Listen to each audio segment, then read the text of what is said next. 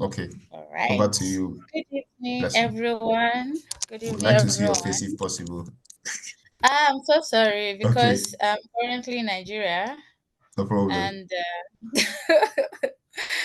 and where I am is not so bright. It's Yeah, okay. forgive me. Over to you. Thank you. All right, thank you. So good evening once again, everyone. How are we doing? For few minutes, please can we unmute and then we play a very quick icebreaker.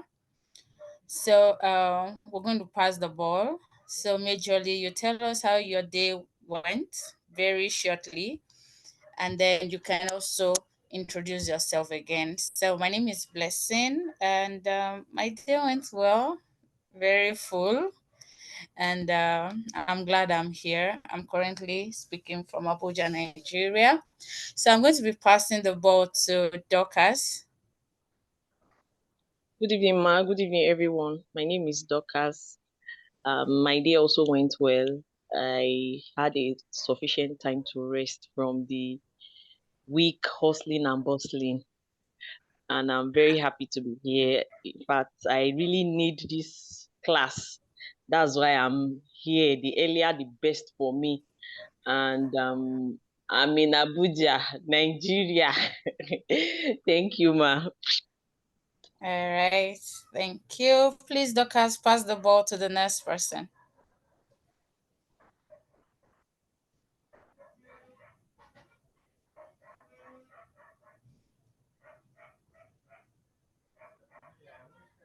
Hello, Okay. Dorcas, can you hear me? If she can't pass the ball, I collect the ball. Yeah, my name is Chukwuka Humphrey Onu. And today was awesome for me. I took some time to rest, after a very, very busy week. And also, it was also busy for me, kind of, trying to get ready for the meeting, and virtually I relaxed. And I'm passing the ball to Golden. Over to you, Golden. I believe you can hear me, Golden.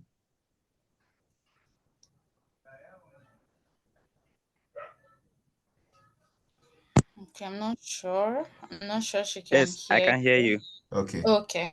So I know you're joining now. Tell us how your day went, and yeah, introduce yourself. And you Okay. pass the ball to the next person. All right. My name is Golden, and my day was fine. I walked out today, and You trekked. No, I walked out. I ran for 20 kilometers today, and I rested for a moment. So pass the ball to the next person. You can call a name from the chat. Please call From the somebody from the chat. participant. Yeah. Okay, Blessing Ali. Okay, that will be me. I went first. All right. Yeah. Recording Yes. in progress. Okay, always will. Oh, I'm so Good sorry. evening, everyone. I hope you can hear me clearly. Yes, we can hear you. Okay. Yeah, my day went well. I was able to rest too and complete some tasks I had during the weekend. Yeah, I'm glad to be here. I'm in Port Harcourt, Nigeria currently. Okay. Thank you. So I pass the ball to Vanessa.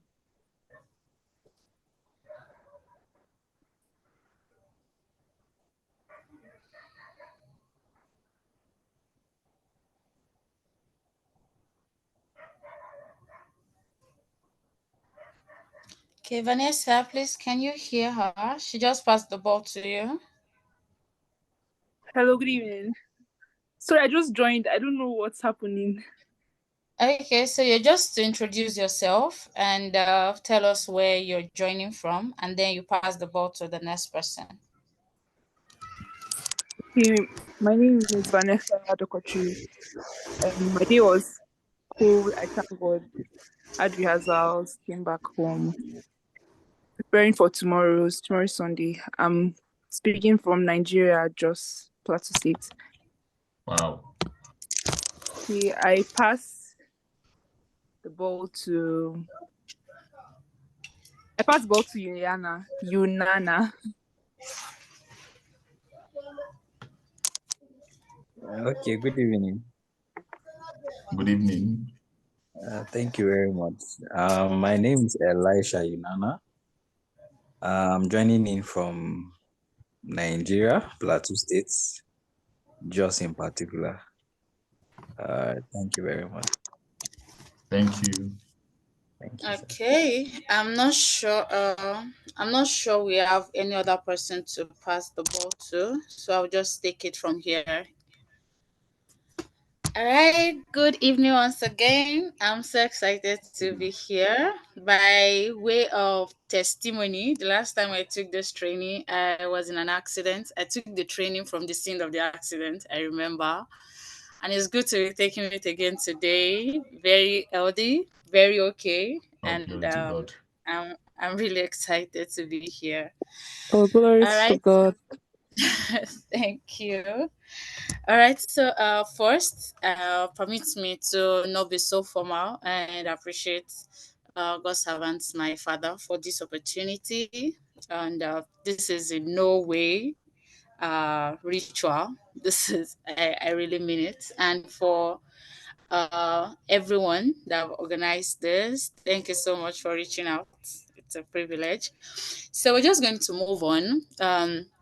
One more thing. So I want everyone to drop in the chat an emoji that signifies your job, uh, how you feel about your job right now. I want you to drop it in the chat. Just use an emoji to drop how you feel right now about job or if you're okay. Okay. I'm already seeing. Okay. I'm expecting to see others.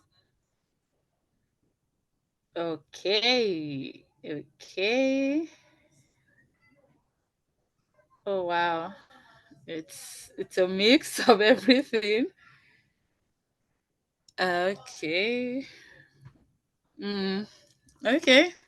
Yeah, that's fine. That's fine. I think we have every emotion represented here right now. That's fine. Okay, so oh wow. Okay. All right, so I understand all those feelings, every single one of them, and I bet that's why we are here right now. So we just get right into it. So when it comes to job hunting, it is it is very dynamic, right? And the process of securing your first job or changing jobs can be both exciting and challenging, just as you might have seen in the chat right now.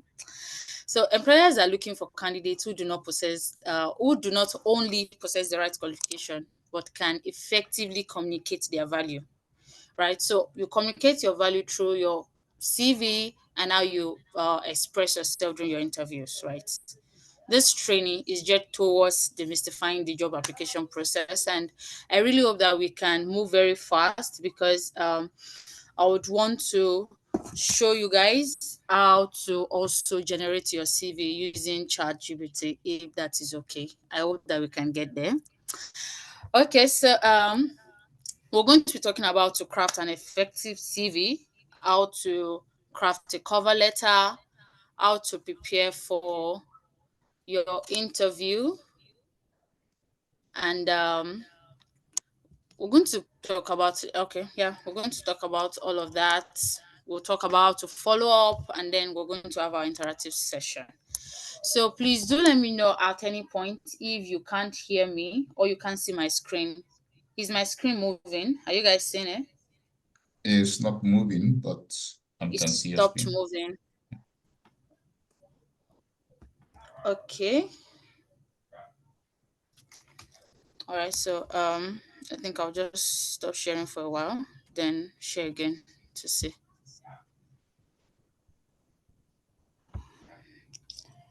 Okay. Uh, Please allow me to reshare again. Okay. I think you're a co-host, so you should work. Okay, here now. You guys are seeing crafting. An effective CV, yeah. Okay, Let's all move right. it. Okay, all right. Thank you. So, you see, our experience as employees, so to say, is based on our understanding of the job market. I strongly believe that you can effectively maximize something that you do not understand, right?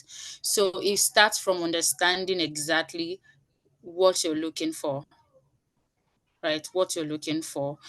I resigned from my job, my previous job, sometimes mid this year, and it it was a very long battle, and this further explained the importance of understanding the job market, right? So it is important that you first stay informed, like what is happening in my field. That will determine how much you're expecting to earn, what role you can start from, right? What level you can start from, what role would you actually fit in, and all of that. So one of the let me not say a problem, one of the mistakes that we make is that we want to go for a very high paying job at first, or we just feel like I should be earning more without doing proper research. There's nothing wrong with like aspiring to gain more and all of that, but it's important. It should be backed up with knowledge,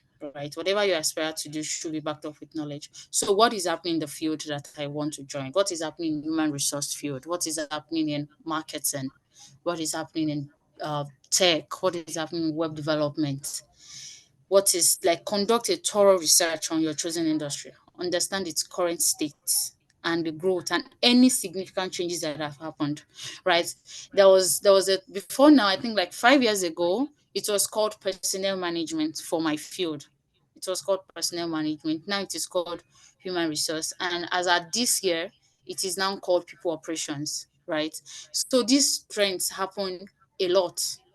So a lot of persons, I remember how somebody said she wants to apply for a job, but she's looking for human resource. I was like, okay, that's fine. So I sent her some links and she said there's people operations she saw there and not human resources. And I was like, okay, that's fine, but then it's the same, and we had to explain and all of that.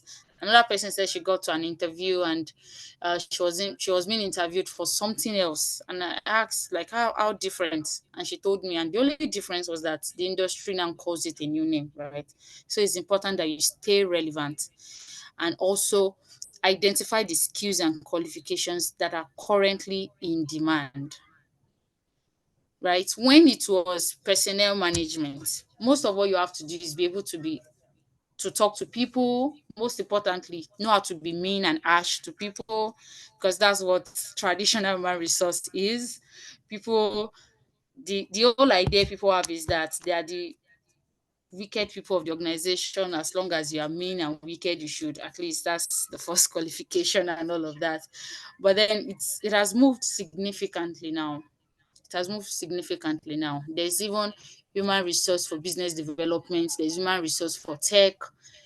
There's all manner of growth happening around your field. So you have to know, since the last time I was employed or before I even finished school, what has changed, right?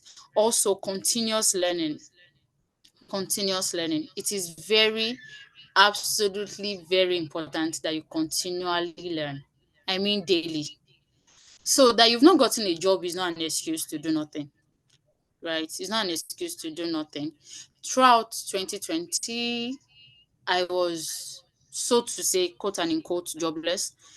And throughout that year, I had like 5 certifications,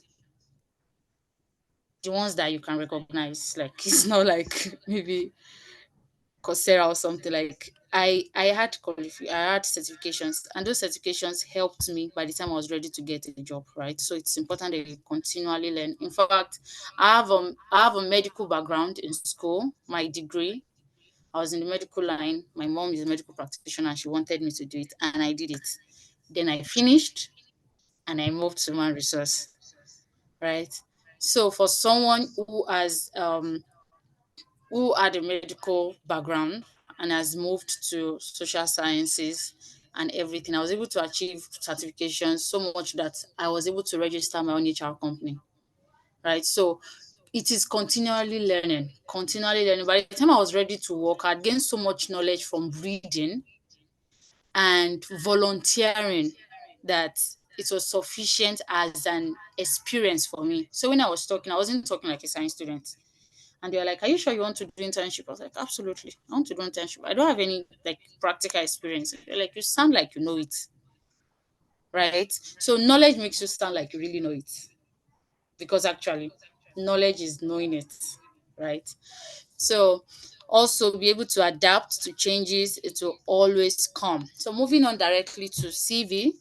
So your CV is often the first impression a potential employer has of you, right? It serves as a marketing tool, right? Forgive me, I'm going to be talking a lot about myself and my work since that's what I do, so that I can help you. So I'm currently recruiting for a company in India, and I'm recruiting from Vietnam for them. The company is in India, the candidate they want is in Vietnam, and I am in Nigeria, right? So when it comes to CV, right, it must be able to transcend the beliefs of the person that will be seeing your CV, right? There's no perfect CV. So the whole idea is to be able to convince one person or the group of persons that will be seeing your CV. So your CV should be targeted towards a person or an organization. It's more like I'm selling myself to this person, like you have to buy it, right? Because it is easier for you to defend yourself when you can talk. But before you can get to talk to me about your person, I would first see your CV. So your CV is going before you. So it is very important that you're able to sell yourself so much that I'm willing to meet you. Right? So when I see CVs of people in Vietnam, the first thing is, can this person even speak correct English? Because I don't want to be stressed. Can this person like transcend? Because the person will be required to work in another country also. So this CV, does it look like this person will be able to transcend? Because nobody wants to bring you for a discussion, maybe like an hour discussion, and then it's like a total waste of time, right? So it is very important that you create a compelling CV, spend time, and then it is wrong to use the same CV to apply for different jobs. I've told people that every job should have their own CV because there are some key skills that is analyzed on some job ads.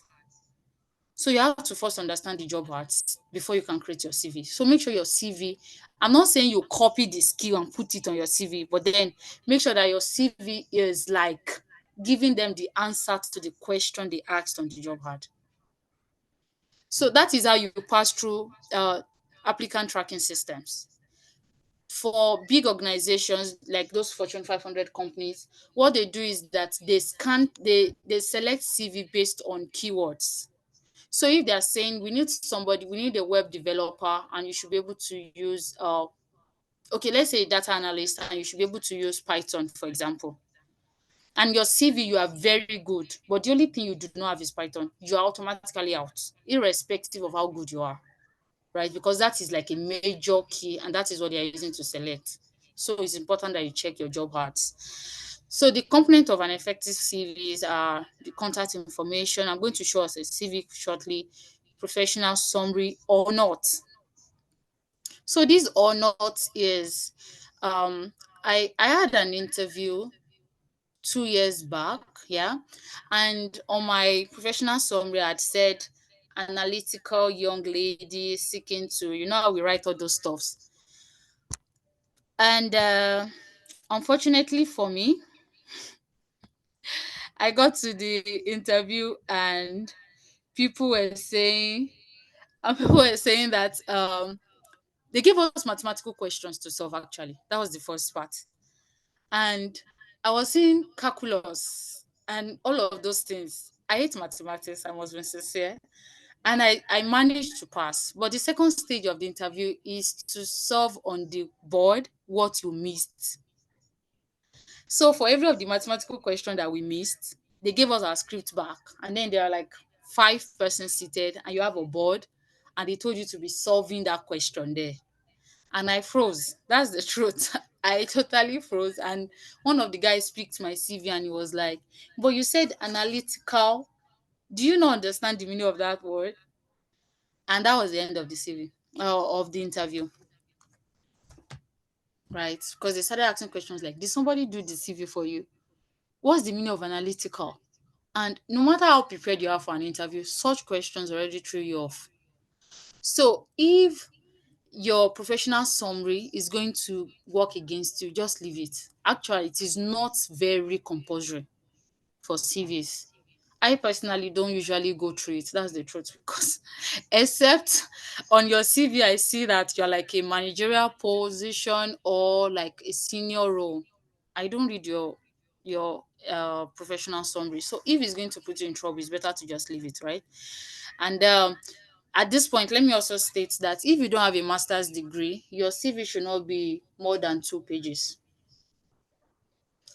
right? If you don't have a master's degree, your CV should not be more than 2 pages. No matter your experience, you should be able to shorten it to the relevant ones. Then followed by your experience. Now, there's also a trick to this. If, for example, we say I'm looking for human resource, and one of the conditions is that you should study human resource or international relations in the university, and then you studied that and add a 2-1 or a first class, then your education can come before your experience because that's like a selling point. But for somebody like me that studied sciences and now moved to human resource, that is not a selling point. So the last thing you would see on my CV will be my education. However, my certifications in human resource would come before that. I don't know if you understand what I'm saying. Please, if you understand, just show me a sign or something, or if I'm too fast or something. I want to get a feedback at this point. Yeah, I understand perfectly. Thank you so much for All right. All right, sir. yes. All right. Thank you. So, depending on your educational relevance to the position you're applying for, that's what determines what or where you'll put your education, right, on your CV, right? Then the next will be references. So for your references, okay, permit me to say for education, you don't have to put your primary and secondary anymore once you have a degree and you have any certification to follow. In fact, once you have a degree, you don't have to put your primary and secondary for any reason, right?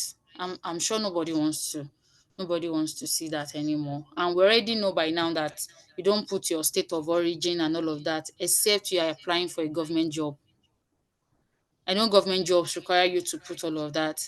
But apart from that, your date of birth and all of that is not compulsory, except it is a selling point again, right?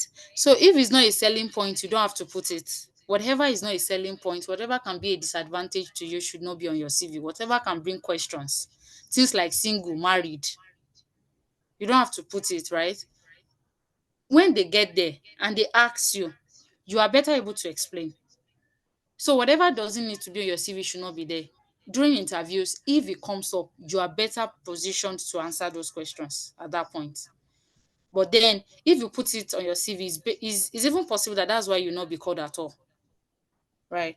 So for references, always put available on request, except it's for educational purposes, right? Or except they asked. I know most international NGOs ask for your reference directly, so you should just put it on your CV. However, if they do not, just put available upon request because your references can be contacted without you knowing, and they might not be prepared at that point. So it's better that they call you and ask, and then you're able to reach out to them. Like they might call you for this, right? I've seen cases where I called somebody's reference and the person said, I don't know the person. And I'm not sure a lot of persons are patient to be doing that back and forth for you, that I called your reference, they said they don't know you. They just take it as they don't know you, and then that's where the application stops and all of that. So just try and not put whatever is not necessary there. So this CV I'm showing now is okay, that's the last CV I worked on. So I worked on this CV this week for somebody, and for this class, so I'll be doing CV for two people. The first two people, I don't know how I will send this. I don't know how I will say somebody. Okay, I think by the end of this, I will send my mail, and then the first two persons to send their CVs, I will just do a CV for them. Okay, so moving on. So this is a CV I got. So the one by the left, please feel free to zoom your screen so that you can see it very well. So the one that has the personal stroke career objective written and hobby and all of that, that's the CV I received. Then the one by the right is the CV I made for the person. So this person was applying for an HR role. She has never been an HR, although she has done some not so significant certifications in human resource. And she's now moving to human resource now, and she has always been an assistant teacher. So from the CV, if you guys can go through it, you're seeing that our education is showing immediately. You are reading the professional or career objective, and the career objective is saying nothing about human resource. The education also is showing LPMV. I have to even ask her that, was LPMV. Number one, never abbreviate on your CV, right? So you can write the full meaning. For example, CIPM is Chartered Institute of Personnel Management of Nigeria, right? You can write that full, and then you put CIPM in brackets in front of it, but never drop abbreviation like this. So this LPMV is an organization, but then is abbreviated, and so this does not count for anything. I, for one, don't know where this is, so this is not a relevant certification as far as I'm concerned. Then Taraba Business School Jalingo Professional Diploma Human Resource Management 2022. So what is right about this CV is the fact that the educations are arranged well. Oh, you guys can go through it. Oh, I'm so sorry, but can you see, like, you can zoom out your screen? I'm not sure. I don't know if that works with you there. Desola, please try and zoom out your screen and see. You can just do one side first, and then also you are seeing hobby, reading, teaching, singing, new skill acquisition, and all of that. So that's not necessary actually. Nobody wants to know about your hobby, to say the truth. It's just making, so this particular CV was 3 pages without MSc or without higher certification, right? So this hobby is not necessary, right? And the number of certifications. So you guys have seen where the certified trainees attended started from.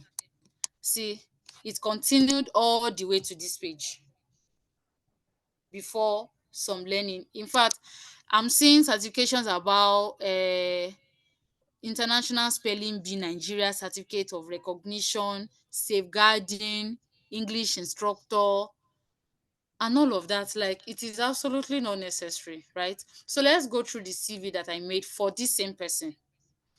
So if you zoom into the professional summary, I had to include professional summary because the CV is not looking like, the details that will be following will not be catchy.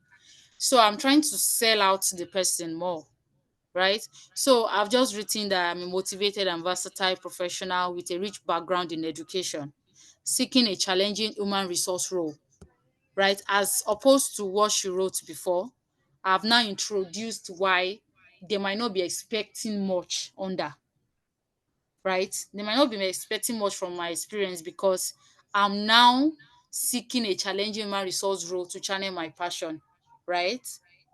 And then I also stated, if you read down, that I aspire to transition seamlessly into HR. right? This already prepares their mind that this person is going to be an intern and this person does not have much experience, right? So now moving on, I had to include competencies for her. What she has here is professional skills, and then she has another skill on another page. So I just compressed everything into competencies and skills, right? So competencies are directly related to the role. They're like technical skills, right? And then I just included other skills too for her. So for human resource, employee relations is compulsory. So I just included some of the skills that are easy for her to quickly learn, just in case she has not learned them. So it is easy for you to quickly learn relations, how to relate with people, application tracking, data management, team leadership, communication, and of course, MS Word and virtual meetings.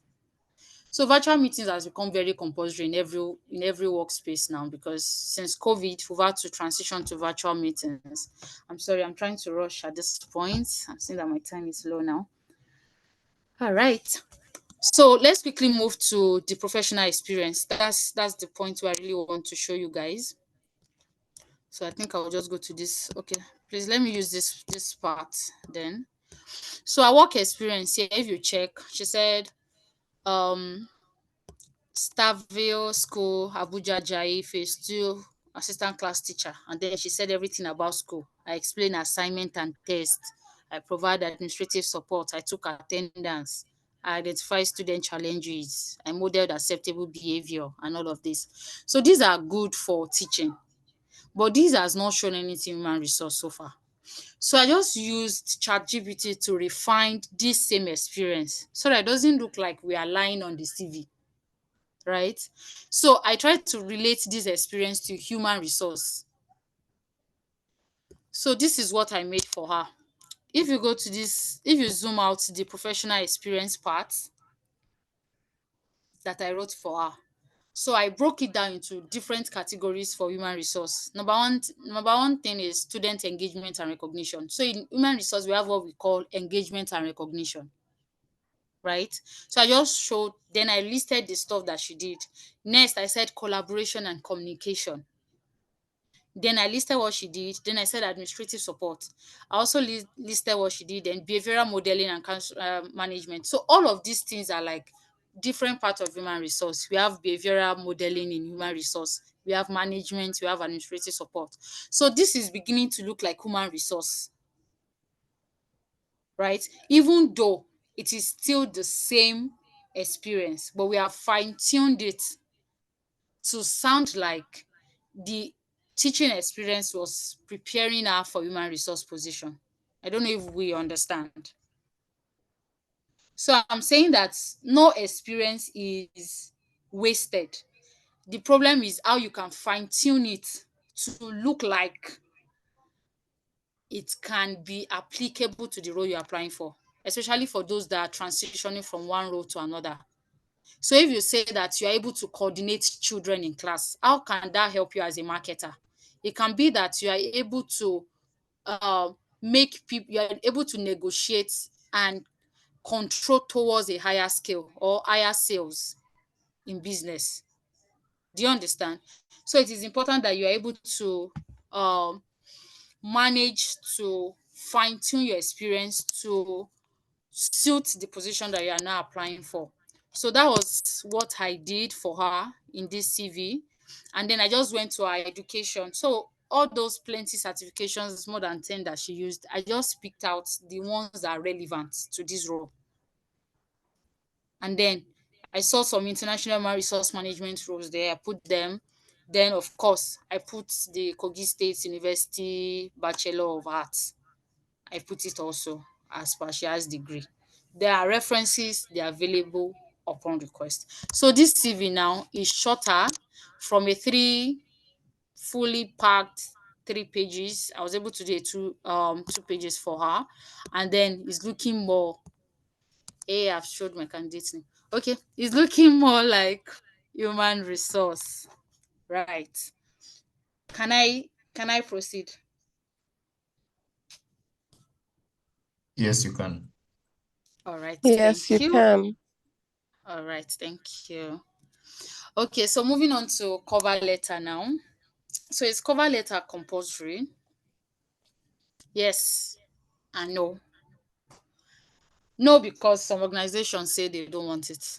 Some say CVs alone. But if nobody says you shouldn't send it, always send your cover letter. Always. Right? Always send your cover letter. So your cover letter is the opportunity to tell the story behind your CV. Right? It also provides a personal touch and genuine interest in the position. So the part of a cover letter: salutations, greetings, and introduction. There's the body. Usually, I encourage that a cover letter is no more than 3 paragraphs for the body, if you can. Shouldn't be more than 3 paragraphs. The first one, you use it to introduce yourself. The next one, your skills and your experience. Then the third one, you use it to express your fit with the company, right? So I'm also going to show cover letter for the same candidate that I did for her also. So dear hiring manager, salutation, right? So if you know the name of the person, just put it here.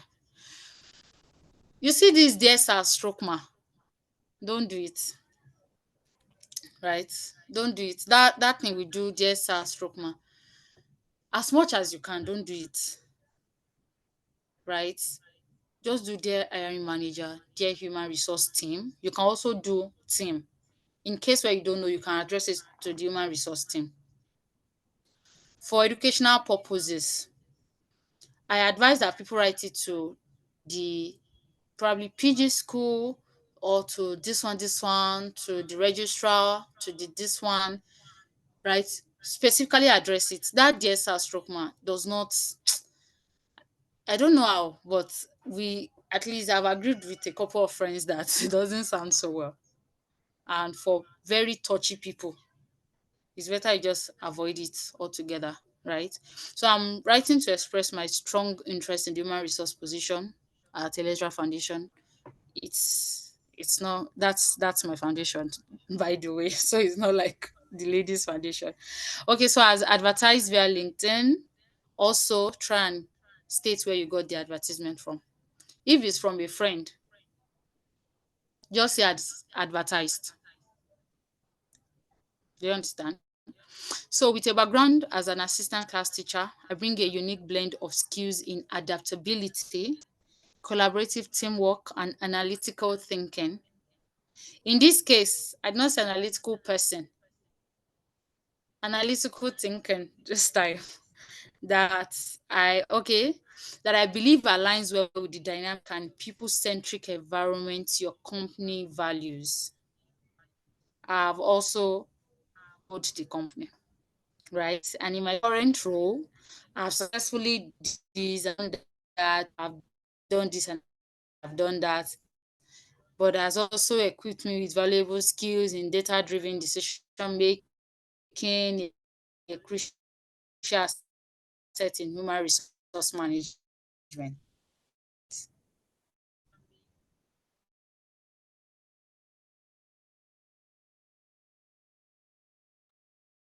Hello, ma. I think we've lost connection. Hello, can anyone hear me?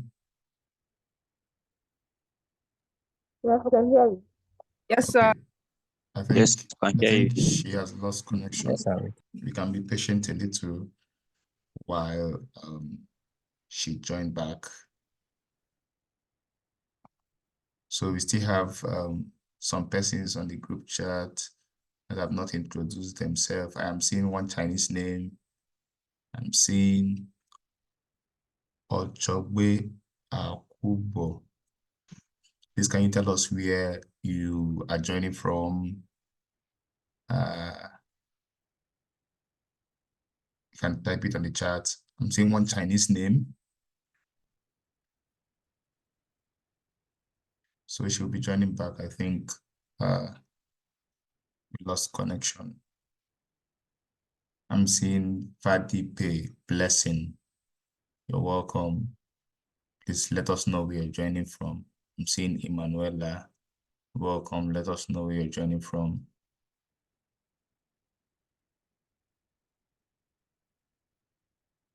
Those I mentioned their name, I believe you can hear me, right? I think Yes, please. I can hear you. I don't know if we should do a formal, that's oral introduction, or drop a comment in the chat box. Okay, in the chat box. Okay.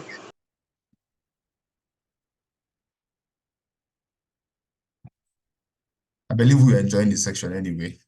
If you're enjoying the section, please put an emoji. Oh, I love it. I'm enjoying it. I'm learning something.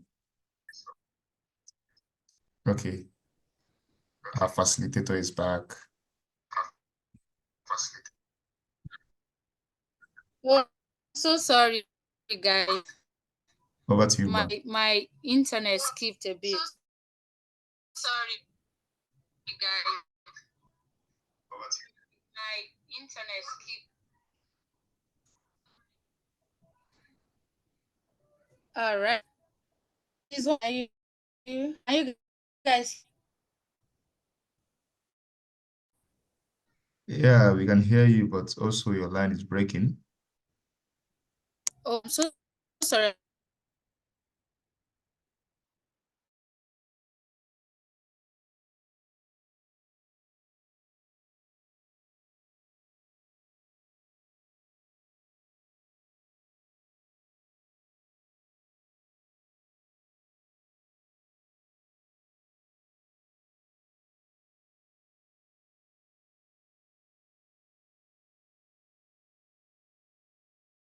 Yeah.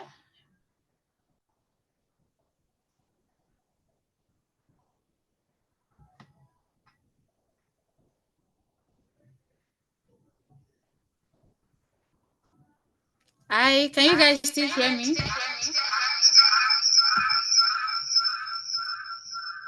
Yes, we can hear you. Okay, please, somebody tell me where I stopped before you guys couldn't hear me. We were talking about the hiring manager, I think, and the paragraph of your strengths and weaknesses, also your key strengths. Okay, that's fine. All right, so I said that you should be sure to sell out your strengths as much as you can. Don't just say I talk to people. Say I have excellent communication, right? I'm able to communicate excellently. I'm able to compel people towards obedience, which can, do you understand? Like, sell it. There's nothing like over exaggerating at this stage. However, I don't say you can do what you can do. I'm saying say what you can do so well that I'm convinced that you can do it. Right? We are believers, even though we are looking for jobs. So don't say what, because for somebody like me, I like to probe people's strengths in interviews. So if you say that I can jump 100 times and then I discover that you can't, that's a total put off. Right? So please try and sell yourself, but then don't lie about it. Don't lie about it. All right. Also, don't forget to express how eager you are to join them. Right? Don't forget to, and then sign off professionally, sincerely, and then you put your name. Right? So people have asked me questions like, if I'm sending a mail, what would be in the body of the email? So where an organization says send cover letter and CV as one document, the body of your mail will simply be you addressing it to the person, more like dear hiring manager, then a brief introduction of yourself, and then telling them you have attached your CV and your cover letter as one document to this mail, right? And then you thank them to, do you understand? Just this last part of the cover letter. However, in a case where they say we don't need your cover letter, use your cover letter as the body of your mail.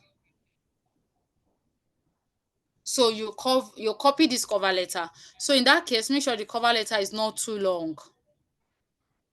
right? So use your cover letter as the body of the mail. What I'm saying is that you sell yourself before they even open the CV, right? So that's that. And we'll be going straight to interviews. We'll be going straight to interviews. Can I continue? Yes, ma, you can. Yes, you can All continue. right. Thank you. So, tips for preparing for an interview. Okay, thank you. Number one, research the company. I think I shared it the last time I took this session. I took an interview and this candidate walked in. He was very good. His assessment test was very high. And then he came in, I was like, you're welcome and all of that. And I was just like, tell me about what do you know about this organization? And he said, I don't really know anything. That's not a crime actually. I was like, okay, that's fine. So why? Like you didn't read through or something. He said he didn't get enough time. Okay, fine. When did you apply? He said 3 weeks ago. I said, so you weren't expecting to be called back? He said, no, you just forgot. Okay, fine. So when did you get the invite? He said 3 days ago. I said, and you still didn't get time? He said, yes, he actually didn't have enough time. The rest of the interview was formality. I already commented that he's not intelligent. The rest was just formality. Because, and then on that, so if you are giving excuse, give very intelligent excuses. Like very intelligent excuses.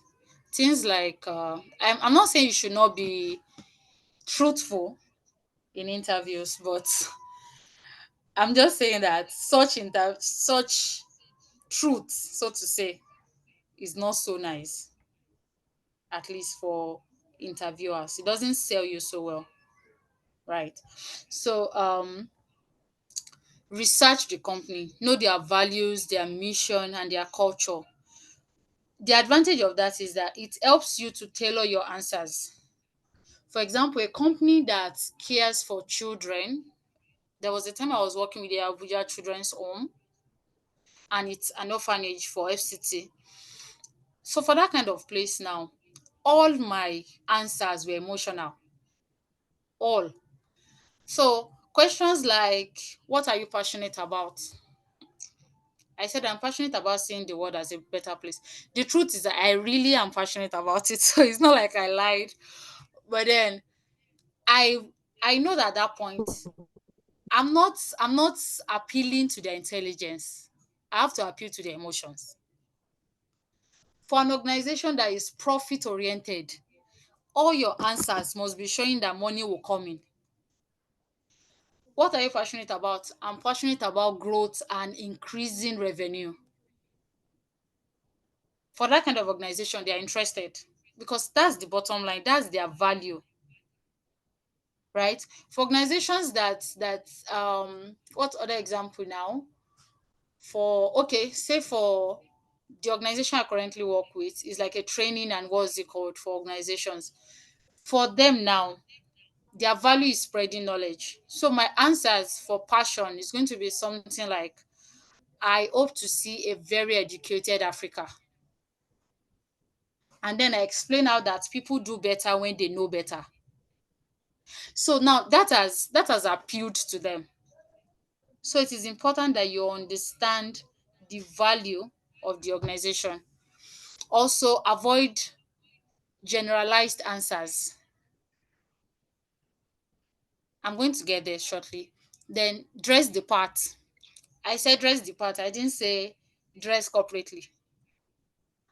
That's because for some organizations, corporate is not their what's it called. My last physical place of work, I'm doing online work now. The official dress code is corporate casual. So somebody can come to work with sneakers and jean on a Monday because it's a tech company, right? So dress the part. Don't go and be. In fact, I remember whenever I see candidates coming with suit and everything, I'm intimidated. I'm What's going on here? I'm just like, okay, that's fine. And then I remember one candidate asking me that why is it that no lady here is wearing makeup? She came maked up like lashes and nails and all of this. And I'm just like, if you get, if Giving them the if vibe. you if you happen to be employed, you will know why, right? So dress the part, right? Dress the part, and then go with 2 copies of your updated CV. I said updated because from the time where you applied to when you are called, if you have added a significant certification or something or experience, whatever, add it. So that's going to sell you as per I wasn't waiting on your calling. I was developing myself. So you can start by saying, imagine an interview that started with, please, I would like to present an updated copy of my CV. Between when I applied for this job and now, I've added so certifications. Like that's a wow. For me, I love that. In fact, my conversation is going to start from that point. So you have set the tone of your interview yourself. So feel free to update your CV if any new thing has been added, right? Go with every required document also. Be punctual. Don't say Lagos traffic or they were doing carol on the road or something, right? Then be confident. Be confident when you get there. Look straight into the eye, shake them. In fact, handshake can create lasting impression. I was shaked by Reverend Samuel of the Transforming Church yesterday. I was just telling one of my friends that I still feel the handshake till today. So I'm still remembering that I met Reverend Sam yesterday. The same thing with when you meet people. Imagine there's a candidate that shook me that way, right? Then be patient. Don't say they did not answer me. I've been there 20 minutes ago. And this one, right? Be patient. Sadly, for some organization, that's a way of testing patience. It is wrong, but it's sad, but that's it. It is what it is. All right, I have to run now. Anticipating common questions. Tell me about yourself. People don't like this question, but then this question is often an icebreaker, right? And so just use it as an opportunity to provide a concise summary of your professional background. Don't say I'm the second born of my house. Don't say stuff like I attended this secondary school, this my parents had this. When they say tell me about yourself, they don't mean it in the literal about yourself. They mean about your professional self, right? So the only thing you can say about yourself is your name. Every other thing from there should be professional, right? My name is XYZ, a result-focused business developer with a knack for cultivating strategic partnership, like straight to the point. Finish it with I'm eager to bring my proven track record to your organization. Simple. Make it short. In fact, I like to call it elevator pitch. Meaning it should be the same time it requires. Imagine that you are meeting me in an elevator and the discussion ends when we get to the floor I'm going to. Last 2 minutes, you're done, right? So say yourself in 2 minutes, straight up. Then why should we hire you? People also don't like this question. But what they are saying is that showcase your unique value. So tell them stuff like, in my previous place, I'm known to do this, I've done this, 30% increase in revenue, this and this and this and this. If it's teaching job, children likes me. Because of that, the parents brought in this one. I remember how a parent wanted to change the school of their child, but because of the attachment with the child, like sharp. Why should we hire you? Just like go straight to what you can do better, right? Don't go and say, I noticed that your front desk person is not so fine, so I can be a better front desk. Don't attempt to take anybody's job, right? That can pass as a threat. Oh, sorry, I have to rush. Please, I hope it's still okay. Yeah. Yes, we are with you. We are hearing you. All Thank you right, so much, all man. right. You are Thank you. firing with all cylinders. Thank you. All right. So another thing people don't like is what are your strengths and your weaknesses? So last month, one day, I had 4 interviews. All of them gave the same answer to this question. The first person, it was cute. The next person, not so cute. The third person, I was like, what's going on? The fourth person, I had to speak out like, why are all of you that I've interviewed today giving the same answer? I went straight while the interview was still going on. I browsed that question on Google and I saw that that was the answer. And I was like, that's not so nice. That's not so nice. Right? So, what are your strengths and your weakness? Is not, they don't want to roast you. Right? So, emphasize your strength and your weakness. However, don't stop. If you're okay, let's say you are applying for a finance role. Don't say I have a weakness with money. You cannot justify that. Right? So let's say for my role, the example I set, okay, let's use the example I put here. I said my strength is strong relationship building and networking. And then I went on to say how I've honed through experiences and all of this. Then in terms of weaknesses, I said I used to struggle with accepting delay due to organizational policy. Here I'm talking about how policies can delay decision making, right? And I said, considering that time is of essence when clients are involved. Do you understand? So even though I said it's my weakness, I have turned it away from myself. And I've also justified the weakness. But then and I went ahead to say, but I've been actively working on improving by both seeking ways to make decision making easier and faster for the management through concise reports, as well as through briefing of prospective clients on our organization's procedure. So, meaning I've prepared the client's mind that it might take some time. However, I'm also helping the company to make faster decisions. Last is not sounding like a weakness. So that's how to attack that question. Don't say I don't have weakness. Don't say I have strength, but I don't have. No, don't do that, right? Then the last question is, what is your salary expectation? Don't shy away from this question. Right? So I remember a candidate, I was recruiting for a particular company and they insisted that I must get the salary expectation in figures. So I was trying to, it was a very long battle. The candidate was insisting that it will go with the organization's budget. Me, I'm saying that I need to know in figures. So be very smart about this question, right? In fact, the organization said I should screen out candidates that can't say the figures. So in terms of salary, you can say in terms of salary, I'm open to discussing a compensation package. However, it should reflect the value I am bringing to this role.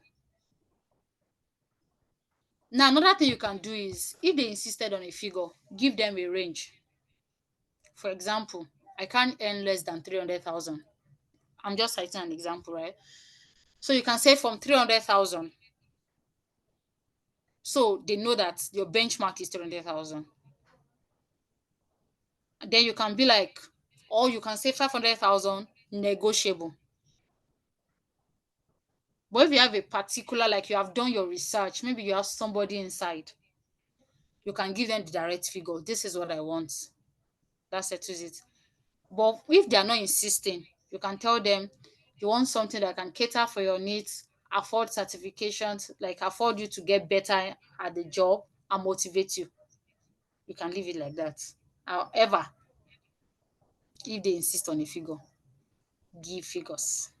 Okay. So I think we are coming. Yeah. Okay. Yeah. One more slide after this. All right. So interviews are 2 sessions, right? There's the behavioral and the technical. The behavioral is where we talk about you as a person. This one is usually handled by human resource persons. While the technical is handled by technical persons. Like, for example, if you applied for a development role or like a developer, it's a developer that will take it, right? Somebody that understands the role will take it. So behavioral questions, I want you to remember the acronym STAR, STAR. When you're answering questions like describe a time where, or describe a scenario, or give me an example of, do you understand? Questions like that. Remember situation, task, action, and result. So whatever answer you are giving them should contain a situation you have been in, a task you did, action you carried out, and then the result you achieved. So you can say, as a business developer, our team faced the challenge of securing a critical partnership. What did you do in that case? I was tasked with redefining our proposal strategy. So what was your action? So I led a collaborative effort, or I met this person, or I did this thing. Then what did it lead to? Our effort paid off with a successful partnership, or I was able to bring in sales, or I was able to convince the, do you understand? Situation, task, action, and result, right? I'm so sorry. I knew my time was short, so I was trying to. So, lastly, after the interview, always send a follow up, whether a feedback like I enjoyed your interview, or I. So in your feedback, don't say. I know you want to say the truth actually, but don't say stuff like, after waiting for 30 minutes, I finally got to meet you. I'm glad the interview went well. That's not a feedback. You need a job. You can say the truth when you are in. For now, just say thank you for having me. All right. Thank you. Please, I'll just take quick questions. I don't know, Humphrey, if I still have time for Thank you questions. so much. Thank you so much for I'm even writing. Thank you Thank so you. much. Yeah. Please, if you have questions, you could ask our facilitator. Thank you, Blessing, for this Thank wonderful and you. educative section. You really blew my mind. So, Thank you. yeah. Please, if you have questions, you can, raise your hand before we proceed. Okay. Yes, please. Questions. You can unmute yourself and speak up, Blessing. Good evening, sir. Good evening once again. Thank you so much for the section. It's so edifying. Please, I have two questions. Is it professional to combine two careers on one CV? For instance, I am an accountant, but I started doing some marketing job, and although I'm looking for another job, a better job in my accounting role, and I am also looking for a better job in my marketing role. So I don't know if it's professional for me to prepare a CV that is capturing both my accounting. I hope you understand my question. Thank you, Yeah, ma. I do. Okay, so for that question, number one, I don't think you should, right? However, there are some roles that are complementary. If your tax in the marketing department is complementary to what an accountant would do in that organization, you can. Say, for example, my, okay, yeah, where I worked, one of my previous places of work, our accountants also prepare budgets for clients, and of which where I work currently is our business developers that do that. So now, a business developer from this my current place of work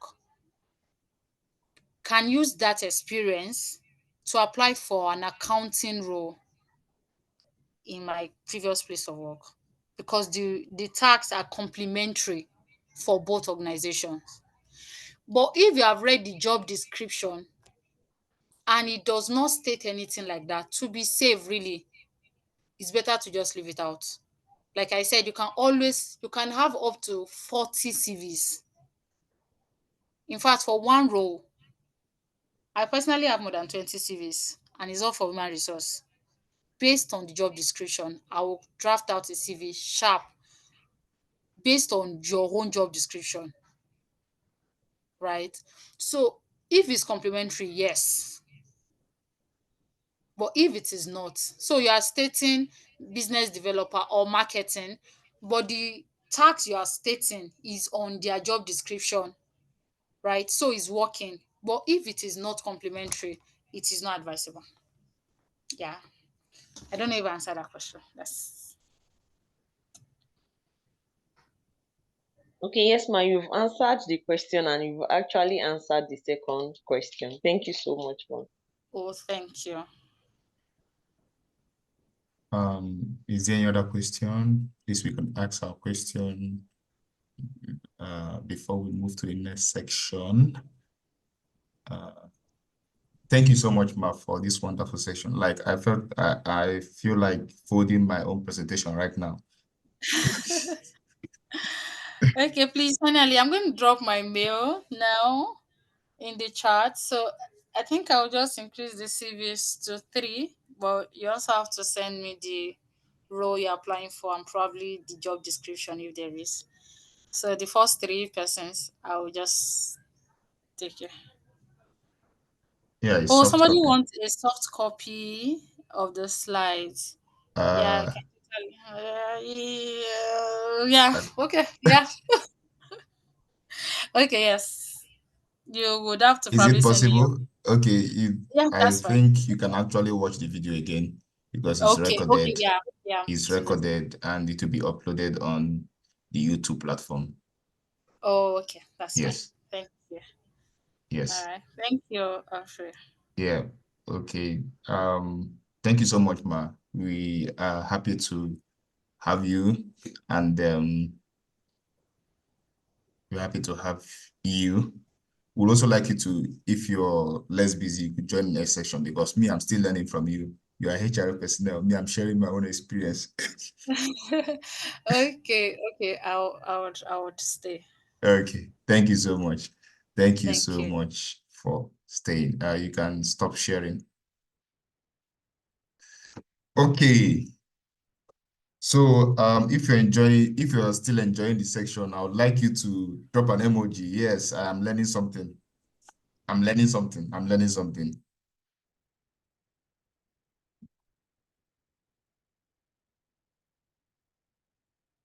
Let me share my screen. Oh.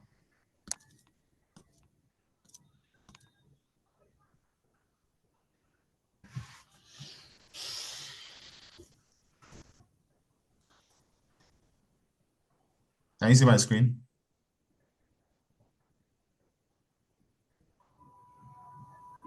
Yes, sir. Okay. Okay. So I'll be taking us just somehow repeating what we have said, but not repeating exactly. Just a brief of my personal experience. So we'll be learning how to ace aptitude test. And Not yet. can you see my screen? Yes, sir.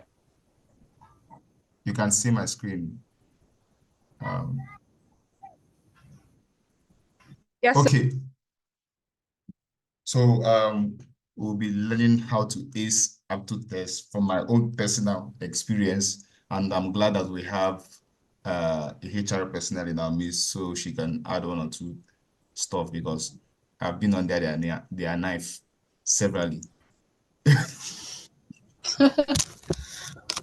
Yeah, so for those that don't know me, this is a brief introduction about me, just a brief overview. I studied in Federal University of Technology, where I obtained a master's degree in offshore subsea engineering. My name is Onuchukwuka Humphrey. You can connect with me on LinkedIn. I'll drop my full name. I'm currently studying in Technical University Berlin in Germany, studying process and energy engineering. I've had several work experiences. I started my career as a business development executive, not an engineer. I started my career as a business development executive in Auto Imperial Global Energy Limited. From there, I navigated through Indorama, Element Petrochemicals. If you've stayed in Port Harcourt, that's a very popular name. I also worked as a graduate assistant in the Department of Petroleum Engineering for a couple of years. I interned in Chevron Nigeria Limited as a master's degree, my master's degree as an offshore and subsea engineer. And currently, I'm working with Trasobel Overdick GmbH as a working student in structural engineering.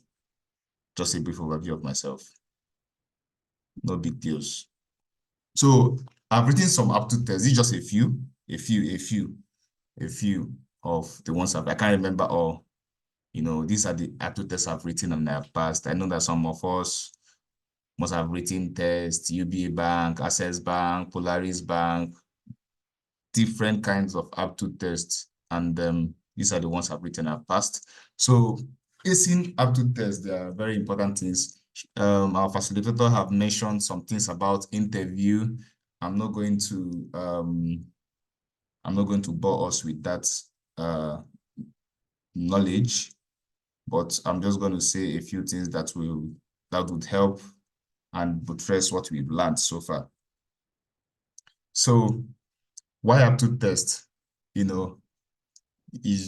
use aptitude test to screen for potential candidates. There are some job adverts you see, tons of applications. For example, I remember then, for when I wrote NNPC aptitude test, we are close to like 10,000 shortlisted for that aptitude test. 10,000 people that their CV passed through the ATS, our HR mentioned applicant tracking system, right? Yeah, applicant tracking system. And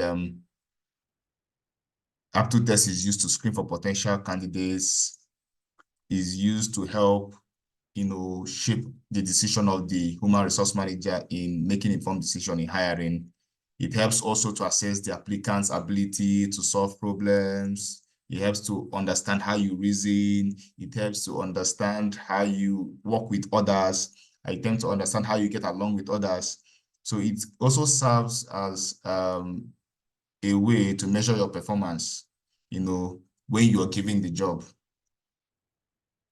So there are various types of aptitude tests and interviews, various types of aptitude tests. So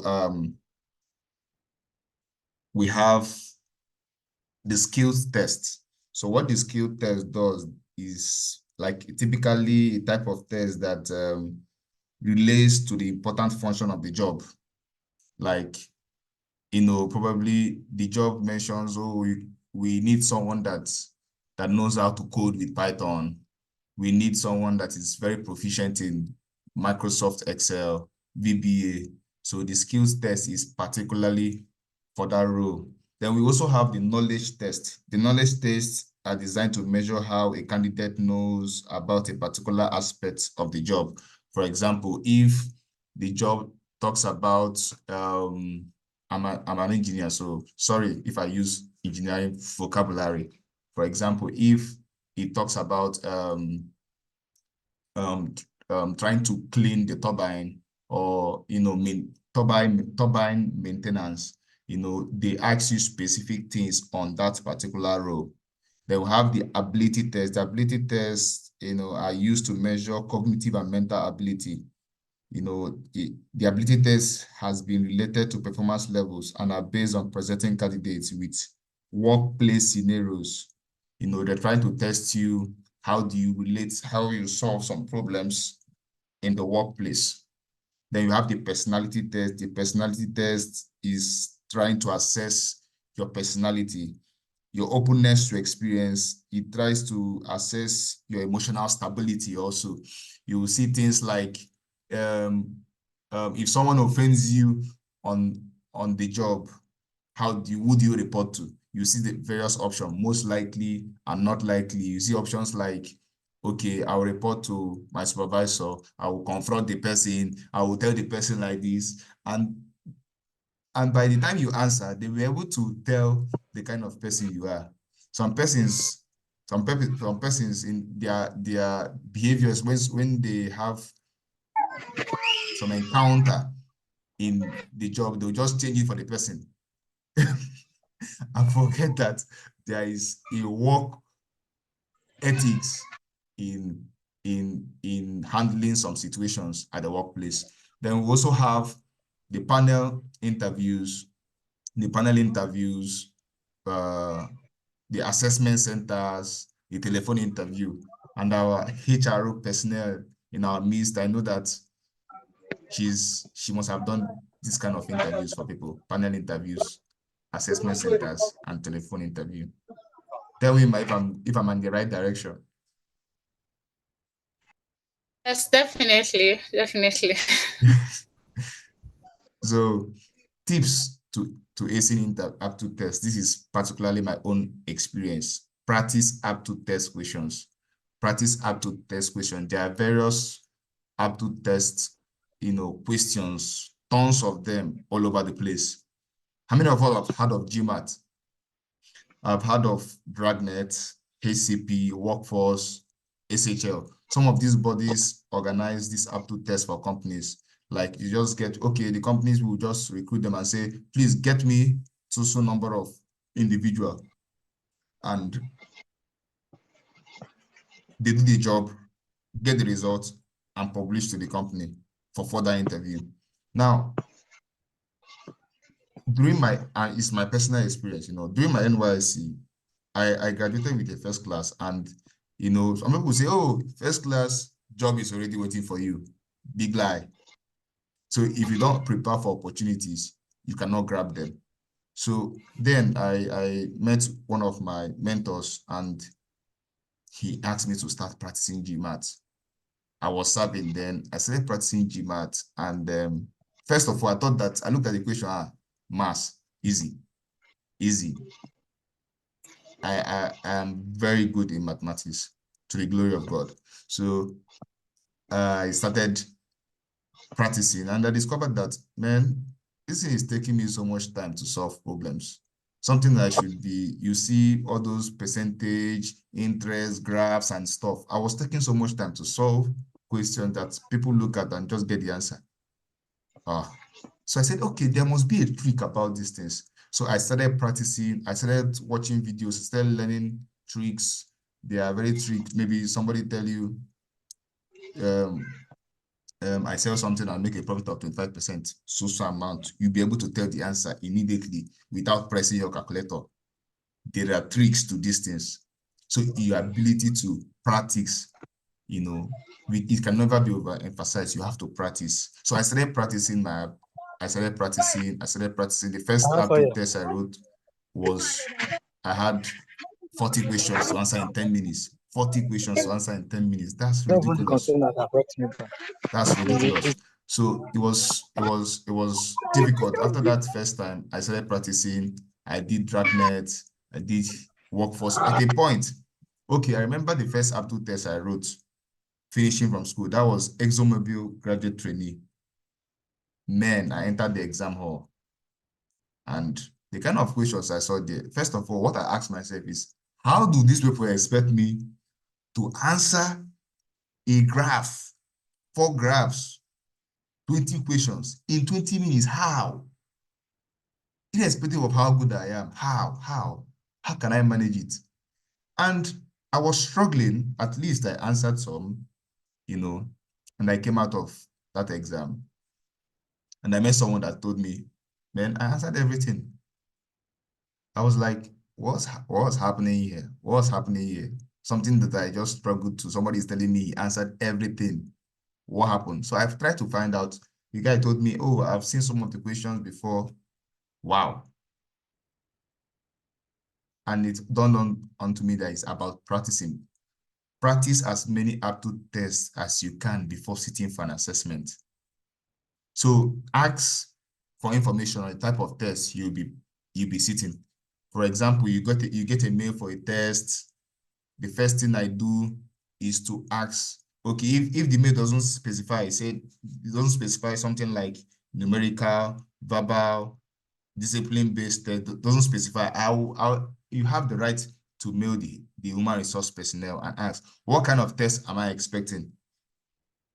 You understand? Then another thing I do is I make do of my LinkedIn contacts. All right. I'm applying to a particular company and I just go search the company's name. I see people that are in that company. I connect with them. And once I connect with them, I try to ask questions. Or maybe like currently in Germany here, I don't think I've written up to test. Yes, I've written like 2. But the ones that I just interview, what I do is when I receive a mail, when I receive a mail from Max Ryan.battenford@de, okay, I just copy that name, search it on LinkedIn, connect with him, look at his profile, because this particular person is who is going to interview me. So I'll look at his profile. What is he doing? What is he doing? Okay, how do I fit into what he's doing? What can I leverage on what I have done before? So Nairaland is also a good place. Once I get an aptitude test, I go to Nairaland and look for threads. You know, some of us go to Nairaland to gist and read what's happening. You can make do of Nairaland, Twitter. You go there, look at the aptitude test, look at previous thread, read people's thread, read what people's comments. I just go there, read through people's comments, read what they say about the company, what they say about the test, and it has helped me to ace several tests. So take the practice tests offered by the assessor if possible. Some aptitude tests offer you like practice tests. Practice tests, like you see a practice here before starting the main test. Some people just skip the practice and just go over to the main stuff. You take the practice test, it prepares your mind on what you're going to face. All right. It gets your mind to be ready. Then don't get a friend to sit your aptitude test for you. If a friend sits for you, when the time comes, okay, just look at our HR. She shared something this evening that they actually asked her to solve problems that she missed in the test. Just imagine someone sits for you and you are asked to solve. Let's see how you solve these things. Let's see how you solve them. And you'll be like, you understand? So read any guidance and instructions provided before sitting your assessment. In every assessment, there are instructions. I remember then one of my friends, she was writing an aptitude test and they said, do not, once you answer, move forward, you're not coming back. And she was we used to play this trick, just move, answer all the questions, maybe A, and then come back and start answering them one in case if your time doesn't, if you're short of time, you can be able to submit. So she forgot and she went back and answered A. She cannot move back again. So read any guidance and instruction provided before sitting your assessment. Then don't be bogged down on a question. When you have an assessment and you are seeing a question, I'm speaking only for mathematics. It happened for verbal too. There are all these, you see kind of, short text, passages, and you are asked a question and you have answers like you have to answer true, false, or cannot say, some things like that, or they rearrange questions. I wrote an aptitude test currently with one offshore wind company, and guess what they asked me? Very, very simple thing. Anybody here can pass that test. 1 + 1, 2. And they keep, it's shaped like a shape. They said maybe triangle is 1, square is 2, and stuff like that. And in both of them, like you have to I didn't take a screenshot. I would have showed us an example. And in one part, they will display triangle, and the other part they will display circle. And you have the digits below. Maybe say circle is 9, triangle is 1, and then they ask you which one is greater. You have to click it as fast as possible. You have 30 seconds to answer that. And do you know what that kind of test does? it actually shows how you pay attention to details and how you work with stress. Do you know at a point when I was clicking great, large, this one is larger, this one is smaller, larger, smaller, at a point, there's a time that something that is smaller, I'll click it as larger because I was a bit distracted. I don't know if you're understanding what I'm saying. Please, show an emoji that you're following me. Let it not be as if I'm talking to myself. Type something on the chat. You're following me.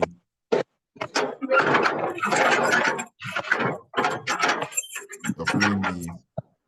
You're learning something. Can you hear me? Okay, thank you. So don't guess widely. Some of us, we do some wide guessing like by constant practice, practice the verbal, spatial aptitude, all those things we do in primary school that time, quantitative reasoning, those kind of things. Actually, those things helped. You begin to see pictures, you begin to make meaning out of it. By the time you practice constantly, there are times when, okay, you see a shape, triangle, circle, cross, they will now switch it, triangle, circle, cross, switch it again, triangle, circle, cross. So it's you that will use your hand and say, okay, triangle is moving clockwise, square is moving, anti-clockwise. So you'll be able to tell. And don't guess widely. Maybe when you're solving some numerical problems and you know that 0.5 by 1000 is 250, and you see 0.9 by 1000, you make an informed guess by doing some approximations in the things that you can multiply easily.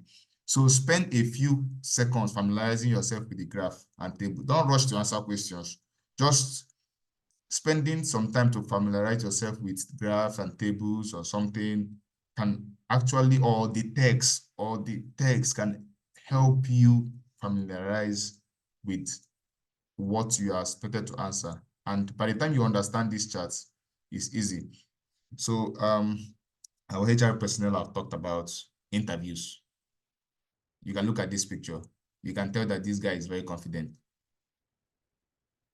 Very, very confident. And she said dressed, is it dressed part or dressed to be part? I don't know.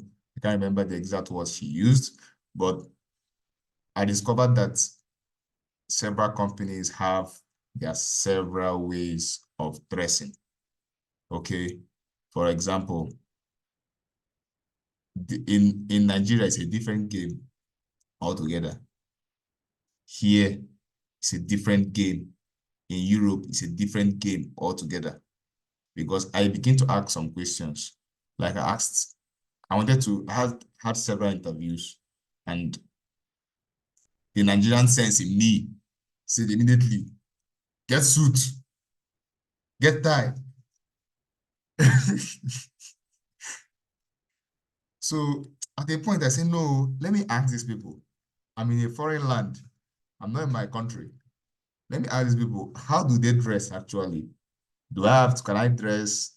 Everybody's telling me, okay, look at the company's profile, look at how they dress and stuff like that, and how they prepare themselves. So what did I do?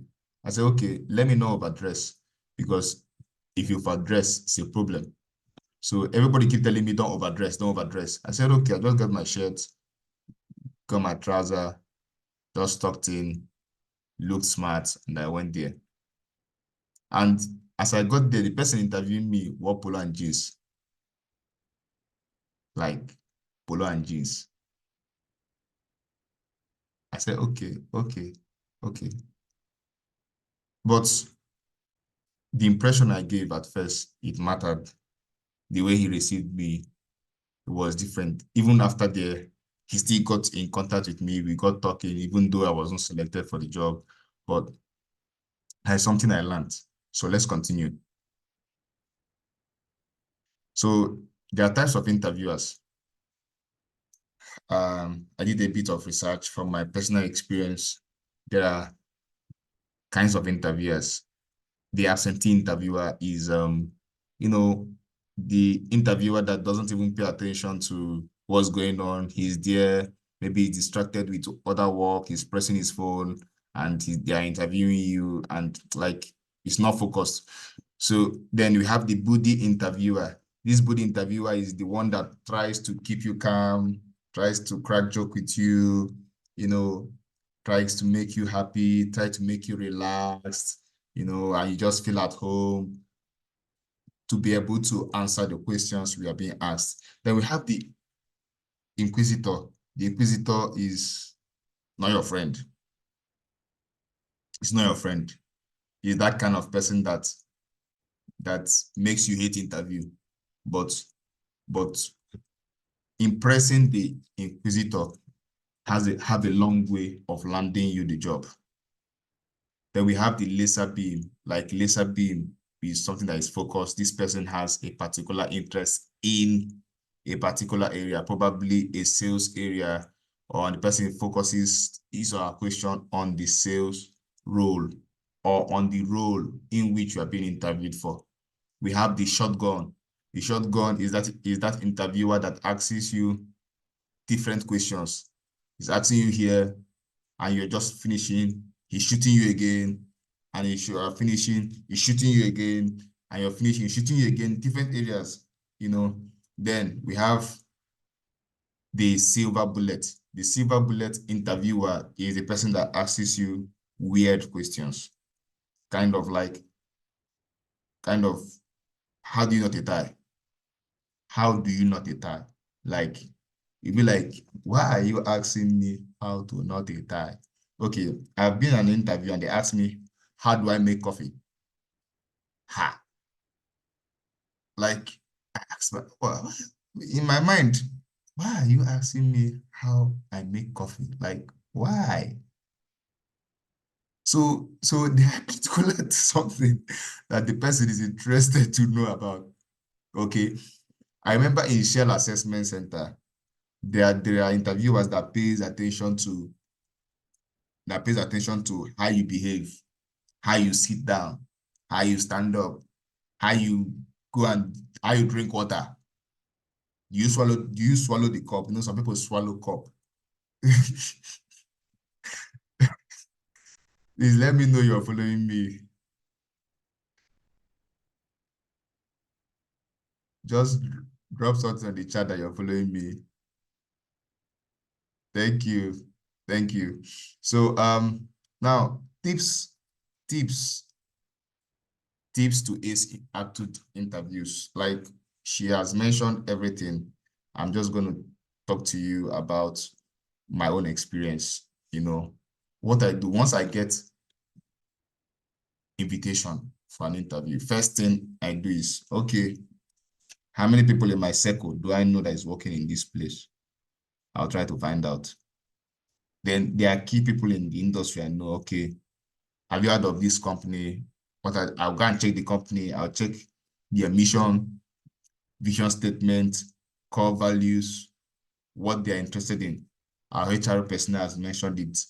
And this is what I do. I'm speaking for myself, my own personal experience. Once I get what they do, I go to their LinkedIn profile. I read about them. What is the current trend? What are they investing in? Then I go back to that job I applied. I go through the job description. Okay, this is what I applied for. This is what they're looking for. This is what they're looking for. This is what they're looking for. Okay. Then be the person on your CV. So that CV you submitted, be that person on your CV. It's not that you come to the interview and they're asking you one thing and you're answering the other thing. Because before you get to the interview phase, you must have passed the Aptitude test for some people that have Aptitude test. So revise your discipline fundamentals. The current job I was working, I'm currently on, when I was going, I just, this company, they are into so and so offshore structures. I said, okay. I went back. I went through all my ship design books. I looked at them, looked at the formulas, and got myself ready a little, you know. But believe you me, they did not ask me anything there.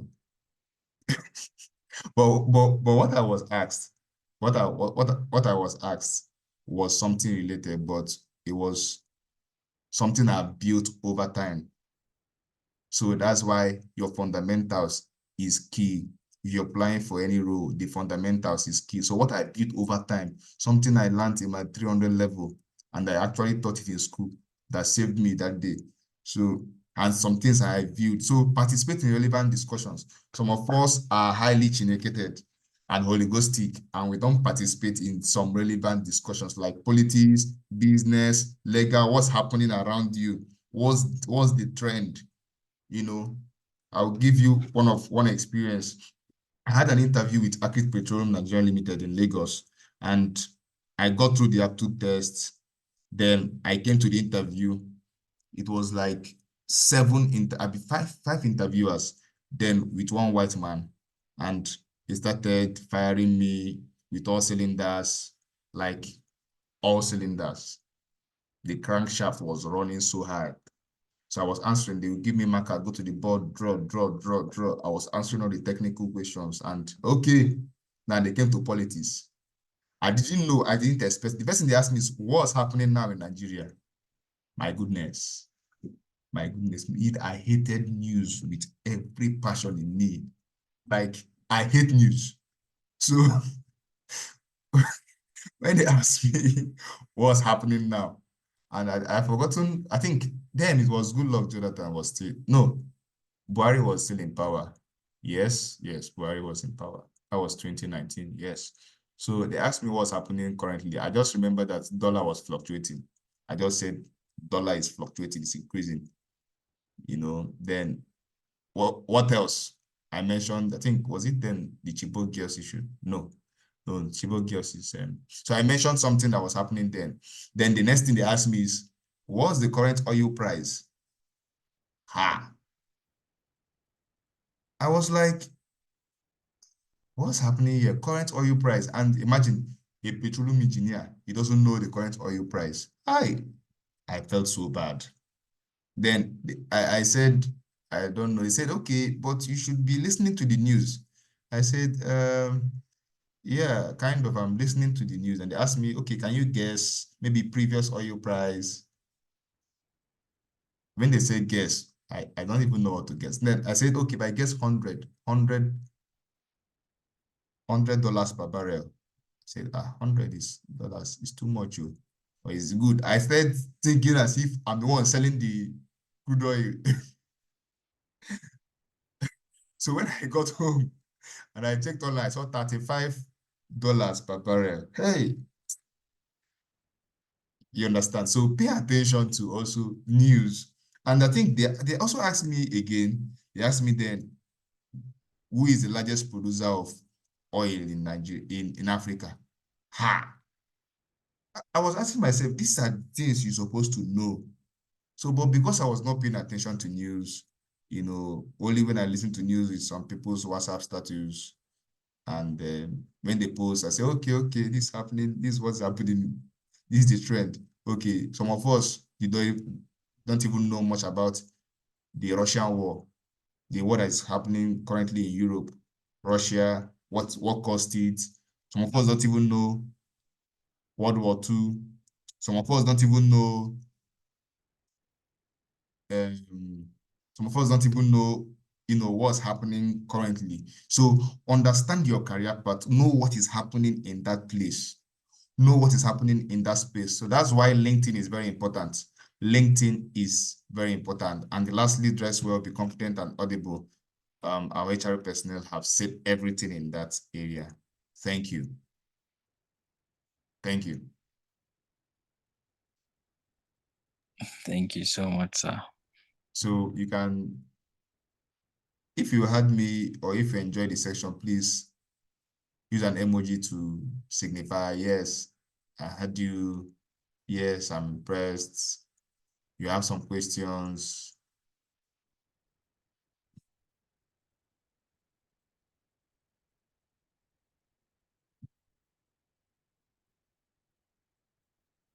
our HR personnel. Over to you. Hope I said everything. Yes, you You know, did. I'm still I just dropped my comments that I just dropped my comments that I learned, and then the shooting part for me, yeah, I can totally understand panel sessions. I feel like a lot of persons dread panel sessions. They prefer one on one. At least it's like facing one devil rather yeah. than But I think I think here in Europe is a totally different ball game. You know, Mm. the way they interview. Like I've had experience. All my interviewers, I think just one on one, and what they do is basically they they just they make you feel relaxed. They even ask you, you need water, coffee. yeah. I think we'll get there in Nigeria. Yeah. We'll get So there. and believe you me, and the first thing when the person asked me, what's tell me about yourself, I just rapped one pitch like that I prepared in my head. And he said, calm down, just relax, relax, relax.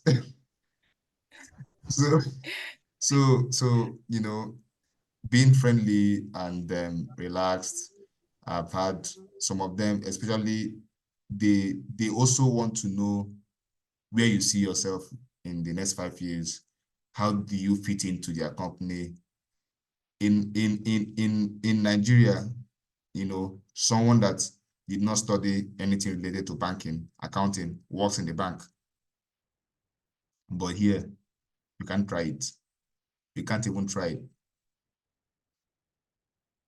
So I got shortlisted for a role one day because they just saw business development executive.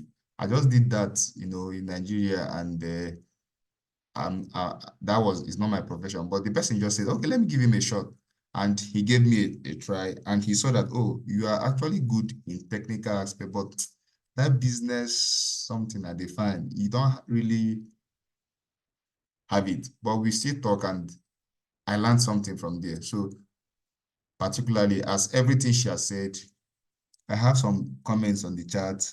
Blessing said, I really enjoyed the session, but I feel so bad that I sat for a lot of tests, but I didn't pass. So it's good to talk to people about it. Like once I get a test, I find out, okay, oh, I was invited for this test. Did anybody have any tips? Like I can share tons of questions. So once anybody in this platform gets a test, you can write me and say, okay, I got a test. Once I see the screenshots or probably the people sending it, I can tell who is going to send the test or what kind of test you should expect. And I can give you questions, you can practice, and you will do well. It's all about practice. All about practice. I'm serious. Sometimes when I was in Nigeria, I wrote several aptitude tests to the point that when I go to the exam, I say, okay, I've seen this thing somewhere. I've seen it somewhere. So I know what to answer. Please, the floor is open for questions. So HR, I'll send my CV to. Ha, who am I, sir? No, I'm I'm not serious. sure. I'll send my CV to. Okay, well, okay, but then I must say that the session was really nice. Was really nice, right? And I was really impressed by your percentage of pass in aptitude tests. I wrote GMAT once for UBA, and I'm traumatized for life. so, Sorry about that. so I'm traumatized for life. I don't like mathematics. Shockingly, I'm married to a mathematician, so that's fine. So, but then I think the session was beautifully taken. Beautifully taken, I must say. However, I want to make a comment on the assessment itself. Just like Desola mentioned, right? I don't know if probably for further considerations we could have sessions where these questions can be really attempted, like these GMAT questions. I understand that you can use there's a way you can apply same methods to different questions. Probably we could consider something like that, right? And then probably a few tricks on answering GMAT questions. That's like, I feel like that's like the popular one in Nigeria here. Yeah. So I feel like that would really be helpful also. Okay. Yeah, I think that would go a long way to help. I can actually do that. I can say I'm good with mathematics, quantitative, numerical, this is their spatial aptitude, you know. So I'm good with that. But for English, please count me out. So for the numerical part, we can have a section some other time, probably to show some tricks on how to ace these things. You know, it will really go a long way in helping us. You know. So is there any other question? Is there any other question?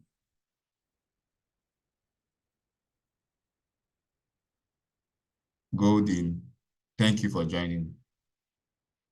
Manuela, thank you for joining. Yes, sir. I really enjoyed this session. Chisom, Mary Cynthia, thank you for joining. Vanessa, thank you for joining. Yunana, thank you for joining. So we have a lot of people from Jos joining. Thank you so much for joining. Really appreciate. Thank you, our highly esteemed facilitator, for really drilling us on. I actually wrote some stuff that will actually help me next time. Thank you, Ma. We really appreciate. We really appreciate, and we don't take it for granted. Also, I would like to also invite us, and Akazo Ministries. This career section was hosted by Akazo Ministries, and we are currently fasting, and we are currently having a prayer section going on from 9 p.m. So you can as well join. Thank you, and God bless you. Have a wonderful evening and Sunday. So Thank you, don't forget that tomorrow we'll be talking about Erasmus Scholarship. Erasmus Scholarship, please find yourself here, and you can invite someone. Find yourself here. Erasmus Scholarship is ongoing, and I believe that a lot of us can leverage on that. Please find yourself here tomorrow, same time, 7 p.m. Please don't be late. Invite someone, and God bless you. Have a good evening. Yeah. Thank you, sir. Thank you, sir. Bye. Thank you, sir. Yes, sir. Good night, sir. Good night. How do I stop this?